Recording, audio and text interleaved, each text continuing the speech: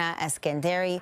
Thank you so much, Karina, for joining us today and for your expertise on this. Okay, so we have the average GTA home selling for under $1 million. What does this mean for buyers and for sellers?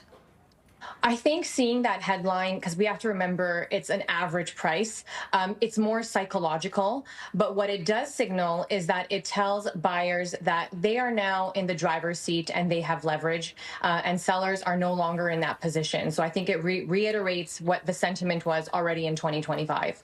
Would you say that we're in a buyer's market now?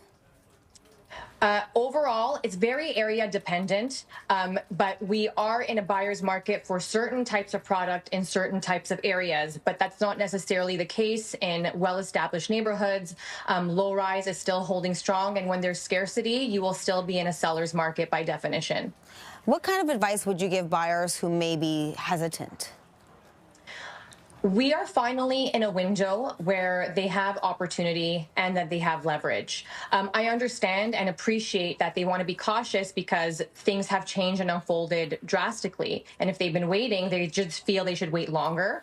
That being said, if you're buying a home to live in, you can't time the bottom perfectly, and you might miss out on a really great opportunity if you're not actually actively trying and in the market. So take advantage of the fact that you have more time, you have leverage, you have the ability to negotiate, but if a good product comes that makes sense for your family, be ready to action it. So we have active listings, but home sales have dropped significantly. What's behind this drop? So right now we're seeing a big drop in the number of transactions, and that is because of hesitation on both sides. So buyers are hesitant and waiting just because of the state of the world, but more so they believe more inventory is going to come on the spring and they'll wait for that.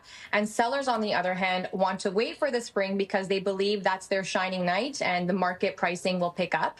Unfortunately, I don't think that will be the case for the sellers. So we're kind of in this stagnant phase of no activity because no one's buying and no one's putting up their home for sale.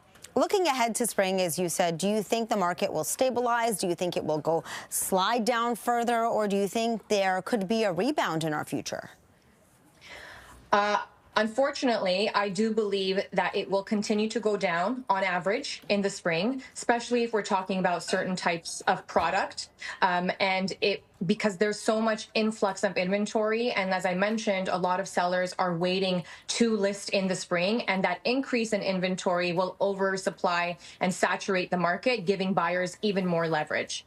Are you seeing certain types of homes like condos or detached homes perform differently? Absolutely. There is a drastic difference, and condos have been hit the hardest, especially if we're looking like places downtown.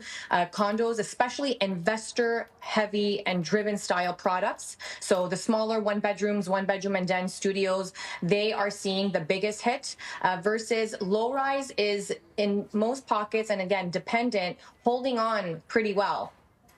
What about for the sellers? You know, they are in this market right now, but some say they have to sell. What kind of advice would you give them? If you're going to be listing in this market, it's not the time to try and overprice a property. If you want to be successful in your sale, you really, really have to have a strong strategy. You have to hit it on the nose with pricing, or else you're going to end up chasing the market down. And overpricing in this market is actually causes a lot more damage. So it's important to align yourself with someone who understands the trends and can price you correctly and place you in a position to sell successfully. Yes, the average length of time is now 45 days for a home to be on the market. Karina, thank you so much for this and for your time. Karina Eskandary is a realtor here in Toronto. Back to you in studio, Jamie. Thanks for that report.